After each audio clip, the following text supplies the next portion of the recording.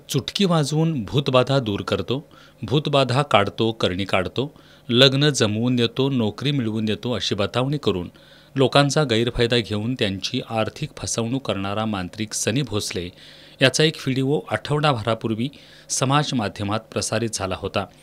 मात्र या चुटकीबाबाबद्दल पोलिसात कोणतीही तक्रार दाखल झाली नव्हती.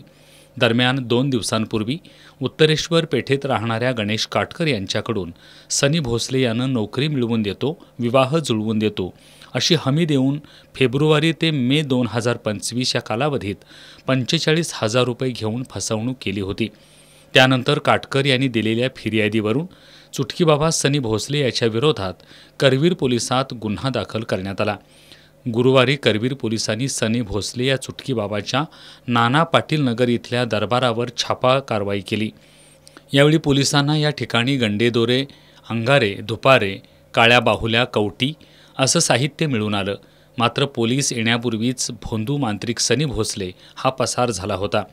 पोलीस निरीक्षक किशोर शिंदे यांच्या मार्गदर्शनाखाली पोलीस उपनिरीक्षक विनायक पाटोळे, अंमलदार विजय तळसकर, रणजित पाटील, सुजय दावणे आणि टीमने सातारा, वाई, पुणे आणि मुंबई इथं त्याचा शोध घेतला. अखेर आज चुटकीबाबा सनी भोसले याला ठाणे इथून ताब्यात घेतलंय. भोसले याला न्यायालयात हजर केला असता न्यायालयानं त्याला 5 दिवसांची पोलीस कोठडी सुनावली आहे. भोसले याच्या विरोधात कोणाची तक्रार असल्यास त्यांनी करवीर पोलिसांशी संपर्क साधावा असं आवाहन पोलीस निरीक्षक किशोर शिंदे यांनी केलंय. सनी भोसले नावाचा हा जो भोंदू बाबा होता, त्यानं फिर्यादी गणेश काटकर यांची फसवणूक केलेली होती, त्यांना त्रास दिलेला होता. सदर भोंदूगिरीमध्ये अनेक अघोरी प्रकार करण्यात आलेले होते. अशी सदर फिर्यादीची माहिती मिळताच PSI सपाटे आणि टीम त्या अनुषंगाने आम्ही तपासकामी त्या भोंदू बाबांच्या जिथं त्यांचा जो काय उद्योग चालत होता अशा ठिकाणी जाऊन तिथं काय काय जे साहित्य होतं ते ताब्यात घेतलं, जप्त केलं.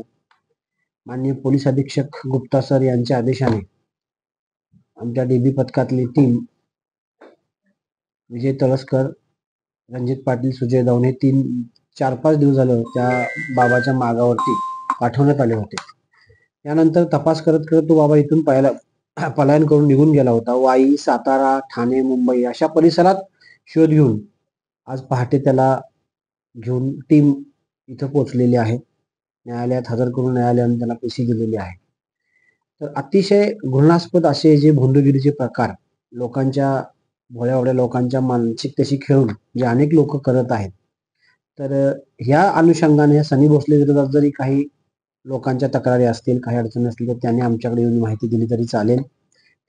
सनी भोसले या भोंदू बाबाला पोलिसांनी अटक केली असली तरी शहरासह ग्रामीण भागात अशा प्रकारे भोंदूगिरी करणारे अनेक भोंदू बाबा आहेत.